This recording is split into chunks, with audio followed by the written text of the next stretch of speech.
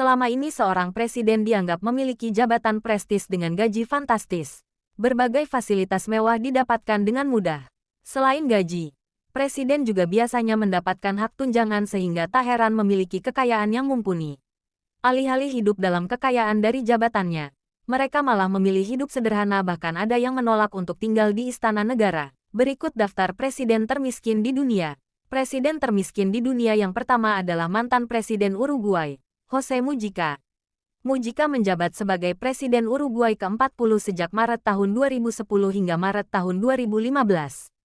Dia juga tidak mau tinggal di istana presiden dan lebih memilih tinggal di sebuah rumah kecil yang hampir rusak bersama istrinya, Lucia Topolansky. Paus Fransiskus adalah pemimpin Vatikan sejak Maret tahun 2013. Selain memegang jabatan sebagai pemimpin, Paus juga memegang kehormatan sebagai uskup Roma dan kepala Gereja Katolik Roma. Meski menjabat sebagai kepala negara, Paus tidak menerima gaji dari jabatannya. Presiden termiskin di dunia selanjutnya adalah Mahmud Ahmadinejad. Presiden Iran yang ke-6 ini digaji $3.000 atau setara 42 juta rupiah.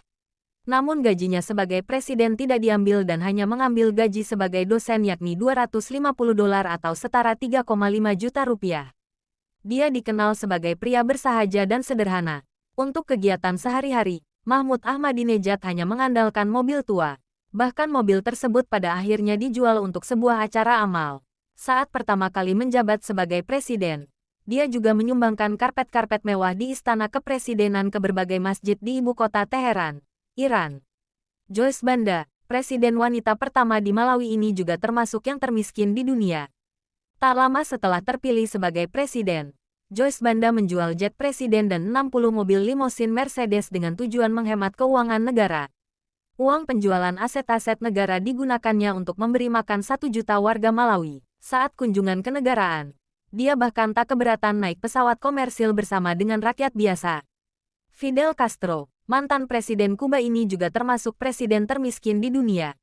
Dia menjabat sebagai presiden Kuba sejak tahun 1976 hingga 2008. Fidel Castro hanya digaji 900 peso Kuba atau setara dengan Rp470.000 per bulan. Meski dengan gaji sedikit, dia tak pernah berhenti untuk membantu rakyat-rakyatnya.